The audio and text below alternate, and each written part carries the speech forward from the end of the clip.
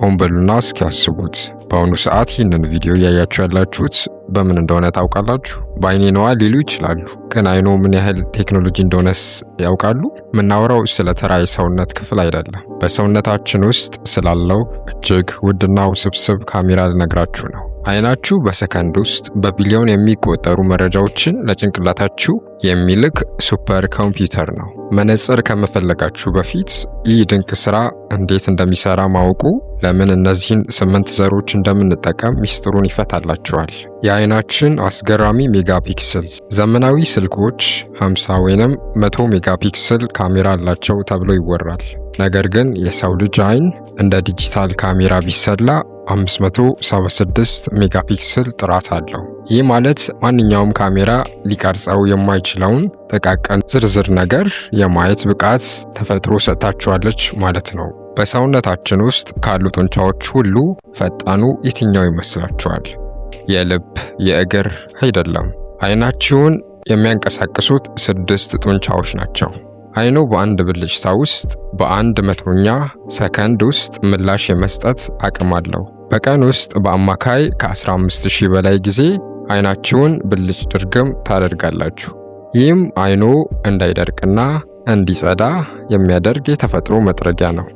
ምስልን ገልብጦ የማየት ሚስጥር። ይህ ሊገርማችሁ ይችላል። አይናችሁ ብርሃን ተቀብሎ ወደ ውስጥ ሲገባ ምስሉን ወደ ሬቲና የሚልከው ገልብጦ ነው፣ አፕሳይድ ዳውን። ነገር ግን ያ አስደናቂው አእምሯችሁ ምስሉን ወዲያውኑ ዘወር በማድረግ እንድታዩት ያደርጋል።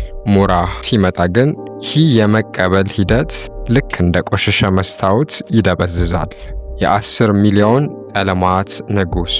አይናችሁ ከ10 ሚሊዮን በላይ የተለያዩ ቀለማትን የመለየት አቅም አለው። ይህንን ሁሉ ተአምር የሚሰራው ግን 28 ግራም ብቻ የሚመዝነው አይናችሁ ነው። እንግዲህ አስቡት፣ እንዲህ አይነት ውድ ካሜራ ይዛችሁ በምግብ እጥረት ወይንም ባለማወቅ እንዲበላሽ ትፈቅዳላችሁ። ሞራ መጣ ማለት የዚህ ካሜራ ሌንስ ዛገ ማለት ነው። ዛሬ የምናያቸው 8 ዘሮች ደግሞ ይህንን ዝገት የሚፍቁ የተፈጥሮ ኬሚካሎች ናቸው። ወደ መጀመሪያው ዘር ከመሄዳችን በፊት አንድ ጥያቄ ልጠይቃችሁ። መነጽር ሳታደርጉ በሩቅ ያለን ጽሑፍ ማንበብ ትችላላችሁ? ካልቻላችሁ እስከ መጨረሻው ተከታተሉኝ። የአይን ጸጥተኛ ሌቦች። አሁን ወደ ዋናው ጉዳይ እንግባ። እንዲህ አይነት ድንቅ ካሜራ ይዘን ሳለ ለምንድነው አይናችን የሚደበዝዘው? ለምንድነው መነጽር የምንፈልገው? እዚህ ጋ ነው ጸጥተኛ ሌቦች የምንላቸው ጠላቶቻችን የሚመጡት። አንድ እጅግ ውድ መኪና ዝናብና ፀሐይ ላይ ለ10 ዓመታት ያለመሸፈኛ ብታስቀምጡት ምን ይሆናል? ዝገት። በትክክል የእኛም አይን ልክ እንደዚሁ ይዝጋል። በሳይንሱ ኦክሲዴቲቭ ስትረስ እንለዋለን። ኦክሲዴቲቭ ስትረስ ወይንም የአይን ዝገት። በየቀኑ የምንተነፍሰው አየር፣ የምንበላው ከልክ ያለፈ ስኳርና ለሰዓታት የምናየው የስልክ ብርሃን በአይናችን ውስጥ ፍሪ ራዲካል የሚባሉ ቦምቦችን ይፈጥራሉ። እነዚህ ቦምቦች የአይናችንን ሌንስ ይደበድቡታል። ውጤቱ ምንድነው? አይናችን ላይ ሞራ ይፈጠራል። ሞራ ማለት ሌላ ምንም አይደለም። አይናችን ውስጥ ያለው ንጹህ ፕሮቲን እንደ እንቁላል ነጭ በሙቀት ሲበስል እንደሚለወጠው ሁሉ እሱም እየበሰለና እየፈዘዘ ሲሄድ ማለት ነው። ይህ ሲሆን ጸጥተኛው ሌባ ብርሃናችሁን ሰርቆታል ማለት ነው። ስኳርና የአይን ነርቭ። ሌላኛው ሌባ ደግሞ ሃይ ሹገር ነው። በደማችን ውስጥ ያለው ስኳር ሲበዛ የአይን የደም ስሮችን ያጣብቃቸዋል። ደም በደንብ ካልደረሰ ደግሞ አይናችን ይራባል። የተራበ አይን ደግሞ ብርሃን ማየት አይችልም። አይኔ ፈዘዘ ብለው ዶክተር ጋር ሄዱ ሰውዬ ዶክተሩ ምግብ ላይ ስኳር ቀንሱ ቢላቸው አረ ዶክተር እኔ ስኳር የምጠቀመው ለጆሬ ነው አሉ ይባላል። ግን እውነታው ስኳር አይናችሁን እየበላው ነው። ታዲያ መነጽር ብቻ ነው መፍትሄው? አይደለም። አይናችን ራሱን የመጠገን ሰልፍ ሂሊንግ ተሰጥኦ አለው። ግን ጡብ ሳይኖር ቤት አይሰራም። አይናችን ራሱን ለመጠገን ሱፐር ኒውትሪየንትስ ይፈልጋል። ዛሬ የምናያቸው 8 ዘሮች ለምን ልዩ ወይንም ዩኒክ ሆኑ? ምክንያቱም አንድ ዘር ማለት አንድን ግዙፍ ዛፍ በውስጡ የያዘ የኃይል ክምችት ነው። ከፍራፍሬዎች ይልቅ በዘሮች ውስጥ በመቶ እጥፍ የሚበልጥ አንቲኦክሲዳንት ጸረ ዝገት ይገኛል። እነዚህን ዘሮች ስንበላ ልክ እንደ ቫኪዩም ክሊነር አይናችን ውስጥ ያለውን ዝገት እየጠረጉ ያስወጡታል። አሁን እነዚህ ሌቦች ብርሃናችሁን እንዳይሰርቁ የሚያደርጉ 8 የጥበቃ ሰራተኞች በዝርዝር እናያለን። አንደኛው ዘር በሀገራችን ተልባ የምንለው ሲሆን አጠቃቀሙ ላይ ግን ብዙዎቻችን እንሳሳታለን። እስኪ እንየው። ተልባ ስላችሁ ተልባና ቅል የሚለው ተረት ትዝ ሊላችሁ ይችላል። ግን ዛሬ የምነግራችሁ ስለ ተረት ሳይሆን ስለ ወርቃማው የአይን ቅባት ነው። ብዙዎቻችሁ ተልባን ለሆድ ህመም ወይንም ለቆንጆ ቆዳ ትጠቀሙታላችሁ። ነገር ግን ተልባ ለአይን ሞተር እንደ ኦይል ኢንጂን እንደሚያገለግል ያውቁ ነበር? ተልባ የአይን ድርቀትን እንደ ቫኪዩም የሚጠርግ ኃይል አለው። በአሁኑ ሰዓት ብዙዎቻችን ስልክ ስናይ አይናችን ይፈዛል፣ ያሳክከናል፣ ወይ እንደ አሸዋ ይቆረቁረናል። ይህ የሚሆነው የአይናችን እንባ ጥራት ስላጣ ነው። አይናችን እንዲርገበገብ እንዳይቆስል ሊፒድ የሚባል ቅባት ይፈልጋል። ተልባ ደግሞ በዓለም ላይ ከፍተኛ የኦሜጋ 3 ክምችት ካላቸው እጽዋቶች አንዱ ነው። ኦሜጋ 3 ለአይን ሌንስ ጥበቃ ነው። ልክ እንደ መኪና መጥረጊያ ዋይፐር አይናችሁን ሲርገበገብ ያለምንም ግጭት እንዲሰራ ያደርገዋል። ተልባ ሞራን የመከላከል ሚስጥሩ ሞራ የሚፈጠረው በአይናችን ሌንስ ላይ ያሉ ፕሮቲኖች ኦክሳይድ ሲሆኑ ወይንም ሲዝጉ ነው። ተልባ በውስጡ ያለው አልፋ ሊኖሌኒክ አሲድ ደግሞ ልክ እንደ ጸረ ዝገት ሆኖ ይሰራል። ጥናቶች እንደሚያሳዩት ኦሜጋ 3ን አዘወትሮ የሚወስዱ ሰዎች ለሞራ የመጋለጥ ዕድላቸው በ30% ይቀንሳል። ይህ ማለት መነጽር ቤት ከመሄድ ይልቅ ተልባ ቤት መሄድ ያዋጣል ማለት ነው። የአጠቃቀም ስህተት። ተልባን ዝም ብላችሁ የምትውጡ ሰዎች ተሳስታችኋል። ተልባ በጣም ጠንካራ ሼል ወይንም ልጣጭ አለው። ጨጓራችሁ ይህንን ሰብሮ ውስጥ ያለውን ዘይት ማውጣት አይችልም። ዝም ብላችሁ ከዋጣችሁ ምንም ሳይሰራ ጉብኝቱን ጨርሶ ይወጣል። ትክክለኛው መንገድ ተልባውን በደንብ ፈጭታችሁ በዱቄት መልክ ተጠቀሙት። የተፈጨውን ተልባ ጁስ በሾርባ ወይንም በውሃ በጥብጣችሁ ጠጡ። ያኔ ነው አይናችሁ አመሰግናለሁ የሚላችሁ። አንድ ሚስጥር ልንገራችሁ። በ2 ሳምንት ብቻ በቀን 2 የሾርባ ማንኪያ የተፈጨ ተልባን ተጠቀሙ። ከዚያ በኋላ ስልካችሁን ስታዩ አይናችሁ እንደ በፊቱ አልደክመም ሲላችሁ ትገረማላችሁ። ይህ ተራ ምግብ ሳይሆን የአይን ባዮሎጂካላዊ ጥገና ነው። እንግዲህ የመጀመሪያውን ወርቃማ ዘር አየን። በቀጣይ ደግሞ ልክ እንደ ፀሐይ የሚያበራውንና የአይን ፕሮቲን ጠባቂ የሆነውን የሱፍ ፍሬ እናያለን። ሱፍ ለምን የአይን ጋሻ ተባለ? አብረን እንይ። ወደ ሁለተኛውና እጅግ ብሩህ ወደ ሆነው ዘር መጥተናል። የሱፍ ፍሬ። ለምን ሱፍ አበባ ሁል ጊዜ ፊቷን ወደ ፀሐይ እንደምታዞር ያውቃሉ? ምክንያቱም ፀሐይን አትፈራም። እሷ ራሷን ከጨረር የምትከላከልበት ሚስጥራዊ የጦር መሳሪያ አላት። ያው መሳሪያ ደግሞ በእጃችሁ ባለው የሱፍ ፍሬ ውስጥ ይገኛል። ብዙዎቻችን ሱፍን ለመቆርጠም ወይንም ለቅባት መጠቀም ብቻ ነው የምናውቀው። ነገር ግን ለአይኖት ሰንስክሪን መሆኑን ያውቁ ነበር? ሱፍ በዓለም ላይ ከፍተኛ የቪታሚን ኢ ክምችት ካላቸው ምግቦች አንዱ ነው። ቪታሚን ኢ ደግሞ ለአይን ቦዲጋርድ ነው። የአይናችን ሌንስ በፀሐይ ጨረር ወይንም በስልክ ሰማያዊ ብርሃን እንዳይቃጠልና እንዳይዝግ ይከላከላል። ሳይንሱ ምን ይላል? በቀን ውስጥ ጥቂት የሱፍ ፍሬ የሚመገቡ ሰዎች ዕድሜያቸው ሲገፋ ለሞራ የመጋለጥ ዕድላቸው በ25% ይቀንሳል።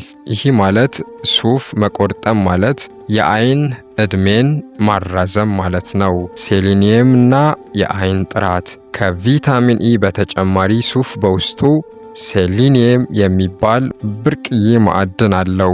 ይህ ማዕድን በአይናችን ውስጥ ያሉ ሴሎች እንዳይሞቱና እንዳያረጁ ያደርጋል። አይናችሁ ሁልጊዜ ወጣት ሆኖ እንዲቆይ ከፈለጋችሁ የሱፍ ፍሬን አትናቁት። ሱፍ የሚቆረጥሙ ሰዎች ለምን አይናቸው አይጠፋም ተብለው ሲጠየቁ ምክንያቱም ሱፍ እየቆረጠሙ ሌላ ነገር ለማየት ጊዜ የላቸውም ይባላል። ግን እውነቱ ሱፍ ውስጥ ያለው ዚንክ ሴሊኒየም አይናችንን HD ጥራት እንዲኖረው ያደርጋል። ታዲያ እንዴት እንጠቀም? አንዳንዶቻችሁ ሱፍን ስትቆረጥሙ ጨው ታበዛላችሁ። ጥንቃቄ! ጨው ለደም ግፊት መጥፎ ስለሆነ የአይን የደም ስሮችን ሊጎዳ ይችላል። ምርጡ መንገድ ጨው የሌለው ሱፍ ይግዙ። አዘገጃጀቱም ሱፉን ልክ እንደ ሻይ አፍለታችሁ መጠጣት ትችላላችሁ፣ ወይም ደግሞ ሰላጣ ላይ በመነስነስ ተፈጥሯዊ ቅባቱን ማግኘት ትችላላችሁ። ዛሬውኑ የሱፍ ፍሬ መቆረጠም ይጀምሩ። ከጥቂት ሳምንታት በኋላ በፀሐይ ብርሃን ውስጥ ስትወጡ አይናችሁ እንደ በፊቱ አይፈዝም። ምክንያቱም አሁን አይናችሁ ውስጥ ጋሻ ገንብታችኋል። እንግዲህ ወርቃማውን ተልባና ጋሻውን ሱፍ አይተናል። አሁን ደግሞ ወደ ሶስተኛውና እጅግ ኃይለኛ ወደ ሆነው በዓለም ላይ ሱፐር ፉድ ተብሎ ወደሚጠራው የቺያ ዘር እንሄዳለን። ቺያ ለአይን ነርቭ እንዴት ባትሪ እንደሚሆን ታውቃላችሁ? አብረን እንይ። በዓለም አቀፍ ደረጃ የዘመኑ ሱፐር ፉድ ወደ ተባለው ድንቅ ዘር መጥተናል። የቺያ ዘር። ይህ ዘር ለአይናችሁ ከፍተኛ ፍጥነት ያለው የዳታ ኬብል ነው። ለምን እንደሆነ ያውቃሉ? አይናችሁ ያየውን ምስል ወደ አእምሯችሁ የሚልከው በኤሌክትሪክ ምልክቶች ነው። ይህ የኤሌክትሪክ ዝውውር ፈጣን ካልሆነ እይታችሁ ላግ ያደርጋል ወይም ይዘገያል። ቺያ ይህንን የመረጃ ፍሰት ሮኬት ያደርገዋል። የቺያ ጄል ተአምር። ቺያ ከክብደቱ 12 እጥፍ የሚበልጥ ውሃ የመያዝ አቅም አለው። ይህ ማለት አይናችሁ ውስጥ ያለውን ፈሳሽ ቪትረስ ሂውመር ሚዛን ይጠብቃል። አይናችሁ እንደ ኮከብ እንዲያንጸባርቅና እንዳይደርቅ ያደርጋል። በውስጡ ያለው ሉቲን ደግሞ ልክ እንደ ዲጂታል ፊልተር ሆኖ ጎጂ የሆኑ ሰማያዊ ብርሃኖችን ያጠራል። ሬቲናን የማደስ ኃይል። በሬቲና ውስጥ ያሉ ሴሎች በጣም ስስ ናቸው። ቺያ ውስጥ ያለው ከፍተኛ የኦሜጋ 3 እና አንቲኦክሲዳንት ክምችት እነዚህ ሴሎች እንዳይሞቱ ይከላከላል። ቺያ ለምንድነው ለአይን ጥሩ የሆነው ተብሎ ሲጠየቅ፣ ምክንያቱም ቺያ ስትበሉ አይናችሁ ፈጥኖ ስለሚከፈት ነው ይባላል። ግን እውነቱ ቺያ ውስጥ ያለው ኪውርሲቲን የተባለው ንጥረ ነገር የአይን ነርቮችን ቻርጅ ስለሚያደርጋቸው ነው። እንዴት እንጠቀም? ቺያ እንደ ተልባ መፈጨት አያስፈልገውም። መንገዱ አንድ የሾርባ ማንኪያ ቺያ በአንድ ብርጭቆ ውሃ ውስጥ ለ20 ደቂቃ ዘፍዝፉት። ውጤቱ ያ የሚፈጠረው ጄል ልክ እንደ አይን ፈሳሽ ነው። ጠዋት በባዶ ሆድ ሲጠጣ አይኖን ከውስጥ ወደ ውጪ ሃይድሬት ያደርገዋል።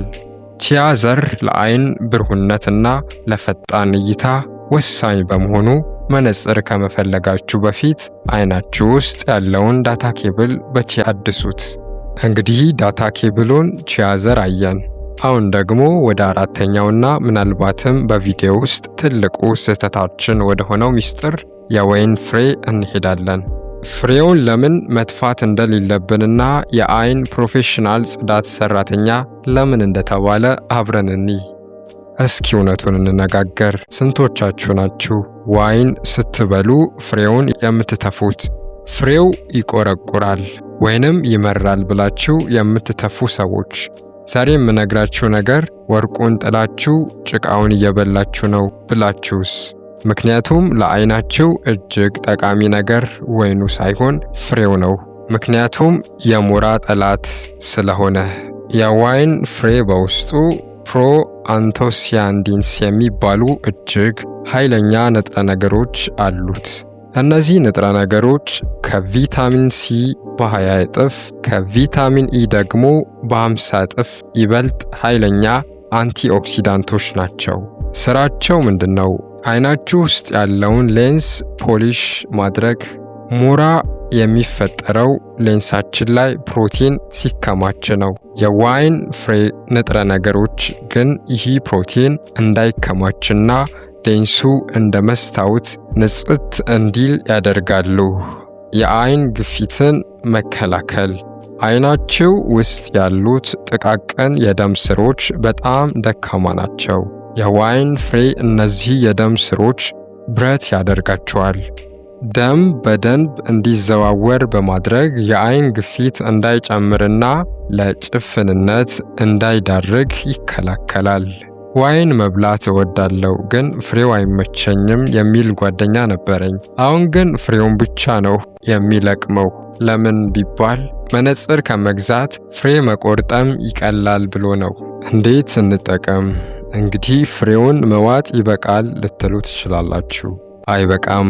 የዋይን ፍሬ ጠንካራ ስለሆነ መንገዱ ዋይኑን ስትበሉ ፍሬውን አብራችሁ አኝኩት።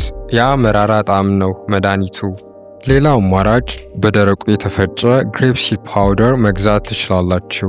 ይህንን ዱቄት በሻይ ወይንም በጁስ ውስጥ መጨመር የአይን ብርሃንን ይመልሳል። ተፈጥሮ መድኃኒቱን የሰጠችን በሚመሩና በምንንቃቸው ነገሮች ውስጥ ነው። የዋይን ፍሬ ለአይኖ የጽዳት ሰራተኛ ነው።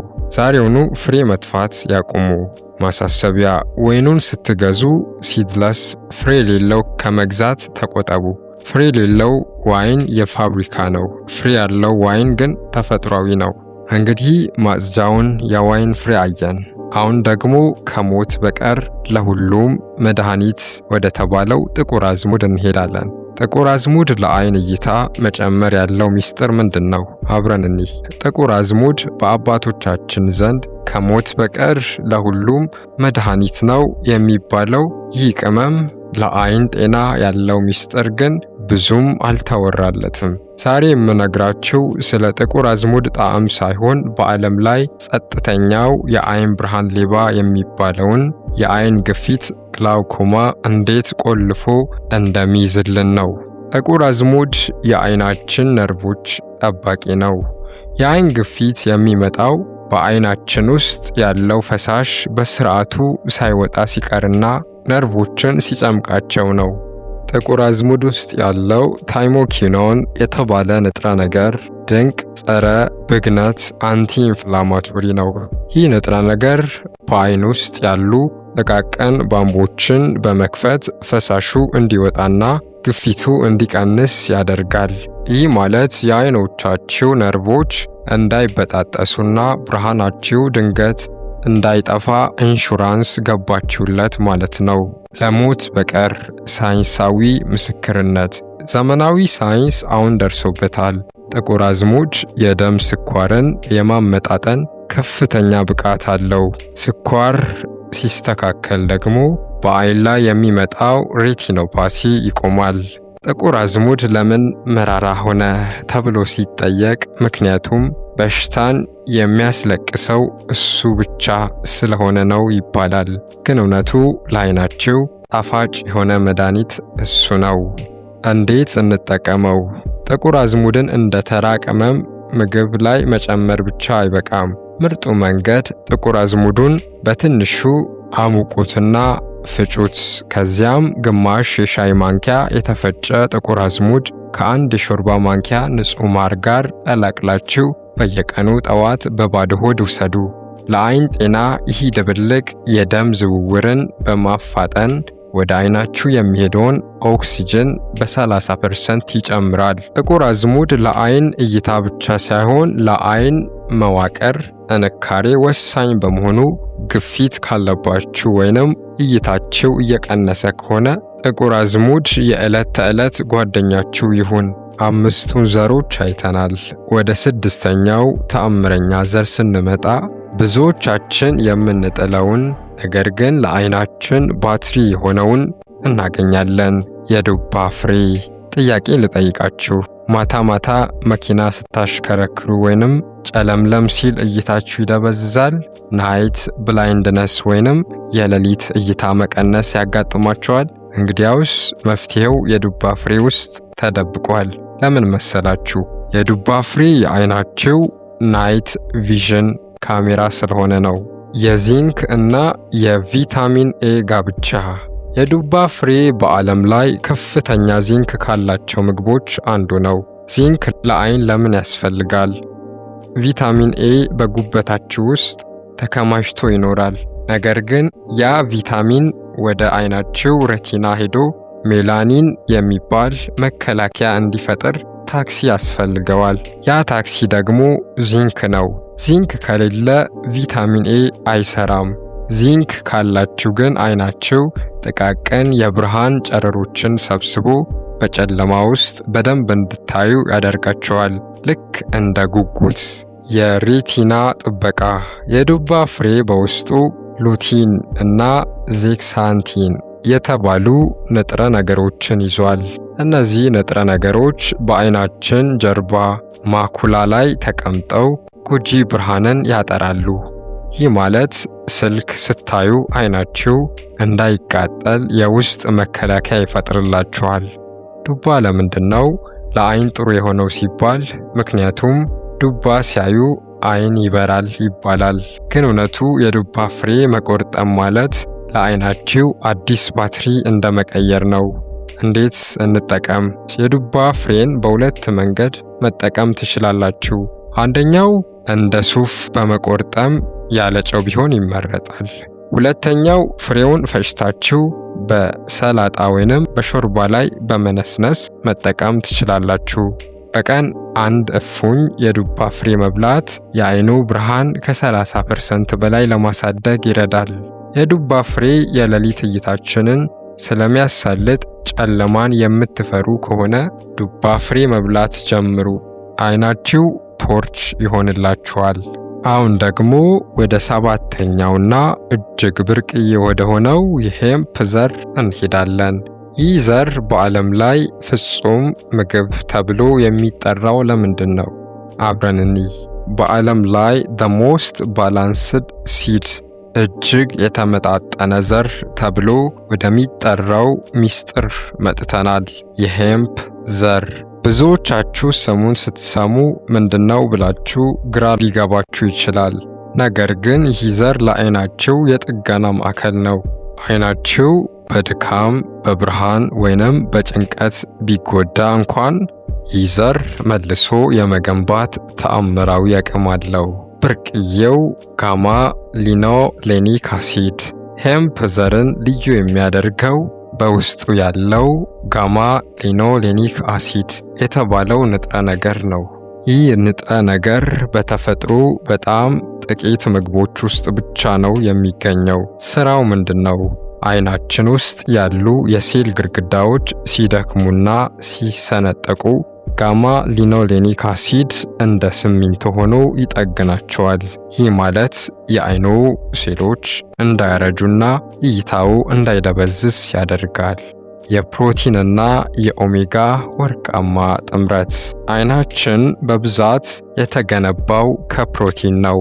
ሄምፕ ደግሞ ኮምፕሊት ፕሮቲን ከሚባሉ ጥቂት የእጽዋት ዘሮች አንዱ ነው። ከዚህም በላይ ኦሜጋ 3 እና ኦሜጋ 6 እጅግ በተመጣጠነ ሁኔታ 3:1 ሬሾ ይገኛሉ። ይህ ጥምረት ለአይን ነርቮች ልክ እንደ ሱፐር ፉድ ነው የሚያገለግለው። ሄምፕ ዘር ከበላው አይኔ ይበራል ብሎ አንድ ሰው ጠየቀኝ። እኔም አዎ፣ ግን መብራት ሳይሆን እይታህ ነው የሚበራው አልኩት። እውነቱ ግን አይናችሁን ከውስጥ ወደ ውጪ ሪፍሬሽ ያደርገዋል። እንዴት እንጠቀም?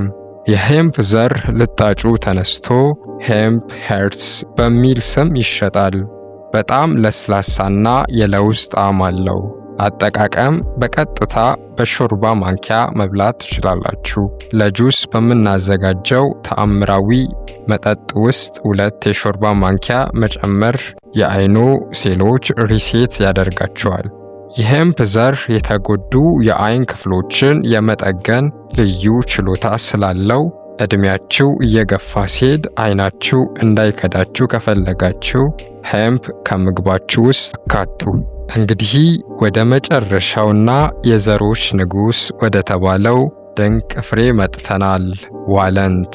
አንዳንዶቻችሁ አውዝ ትላላችሁ። ተፈጥሮን አስተውላችሁ ከሆነ ዋለንት ልክ እንደ ሰው አእምሮ ነው የተቀረጸው። ይህ ደግሞ እንዲሁ የሆነ አጋጣሚ አይደለም። ዋለንት የአእምሮና የአይን ነርቮች ዋነኛ ጥገና ሰራተኛ ነው። የአይን ነርቭን የማደስ ኃይል። አይናችሁ የሚያየውን ምስል ወደ አእምሯችን የሚልከው በኦፕቲክ ነርቭ አማካይነት ነው። ዋለንት ደግሞ በውስጡ እጅግ ከፍተኛ መጠን ያለው DHA የተባለ የኦሜጋ አይነት ይዟል።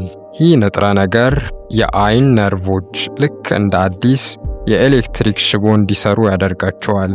እይታችሁ የሚቆራረጥ ወይንም የሚደበዝዝ ከሆነ ዋለንት ያንን የነርቭ መስመር ሪፍሬሽ የማድረግ አስደናቂ አቅም አለው።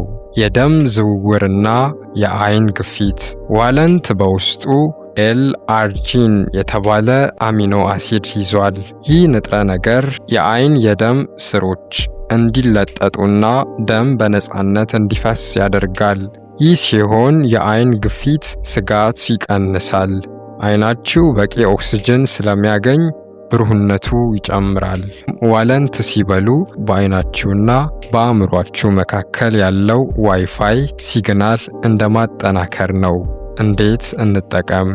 ዋለንት በብዛት መብላት አያስፈልግም። መጠነኛ ፍሬዎችን ብቻ መጠቀም በቂ ነው። ምርጡ መንገድ ዋለንቱን ማታ ውሃ ውስጥ ዘፍዝፉትና ጠዋት በባዶ ሆድ ብሉት። ይህ የሚሆነው በውስጡ ያሉት ንጥረ ነገሮች ይበልጥ እንዲነቃቁና ለሰውነት ቀላል እንዲሆኑ ነው። ዋለንት ለአይን እይታ ብቻ ሳይሆን ለአይን መረጃ አስተላላፊ ነርቮች ጤንነት ወሳኝ በመሆኑ ዋለንት መብላት ማለት አይኖ ከአእምሮ ጋር በከፍተኛ ፍጥነት ማገናኘት ማለት ነው። እንግዲህ 8ቱን ጀግኖች አይተናል። አሁን ደግሞ ሁላችሁም በጉጉት ወደምትጠብቁት እነዚህን 8 ዘሮች በአንድ ላይ ቀላቅለን የምናዘጋጀው ተአምራዊ የአይን ብርሃን መጠጥ አዘገጃጀትና የመጨረሻ ምክሮች እንሄዳለን። ይህ መጠጥ መነጽራችሁን ለማውለቅ መጀመሪያው እርምጃ ሊሆን ይችላል። ተከታተሉኝ። እንግዲህ እስካሁን 8ቱን የአይን ጠባቂ ጀግኖች አይተናል። አሁን ግን ጥያቄው እነዚህን ሁሉ እንዴት አድርጌ በአንድ ላይ ልጠቀምባቸው እችላለሁ የሚለው ነው። ዛሬ መነጽር የሚያስወልቅ፣ ሞራን የሚያጸዳ እና እይታን የሚያሰላ የብርሃን ኮክቴል አዘገጃጀት አሳያችኋለሁ። የ8ቱ ዘሮች የብርሃን ቀመር ፎርሙላ። ይህንን ድብልቅ ለማዘጋጀት የሚከተሉትን መጠኖች ይጠቀሙ።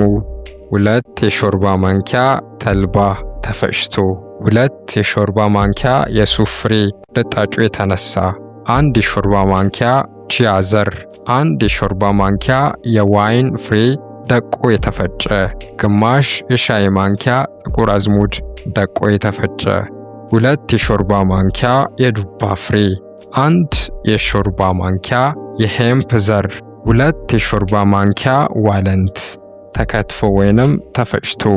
የአዘገጃጀት ሂደት። ሁሉንም ዘሮች አንድ ላይ በመደባለቅ በንጹህ የመስታወት መያዣ ጃር ውስጥ አስቀምጡት። አጠቃቀም። በየቀኑ ጠዋት 1 የሾርባ ማንኪያ ከዚህ ድብልቅ ወስዳችሁ በአንድ ብርጭቆ ለብ ባለ ውሃ ወይንም በካሮት ጁስ ወይንም በእርጎ ውስጥ በጥብጣችሁ ጠጡት። ሚስጥሩ፣ ይህ መጠጥ በአንድ ቀን አይሰራም። ለ90 ቀናት 3 ወራት ያለማቋረጥ ከተጠቀማችሁት አይናችሁ ራሱን የማደስ ሪጀነሬሽን ሂደት ይጀምራል። የመጨረሻው ፕሮፌሽናል ምክር። አስታውሱ፣ እነዚህ ዘሮች ተአምር ቢሰሩም አይናችሁን ከጎጂ ነገሮች ካልጠበቃችሁት ውጤቱ ይዘገያል። ከስክሪን እረፍት ውሰዱ። በየ20 ደቂቃው ለ20 ሰከንድ ራቅ ያለ ነገር ይመልከቱ። ውሃ ጠጡ።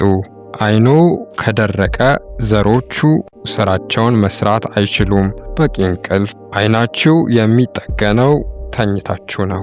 ተመልካቾቼ፣ ዛሬ ያወራነው ስለ ምግብ ብቻ አይደለም፣ ስለ ውድ ስጦታችሁ፣ ስለ ብርሃናችሁ ነው።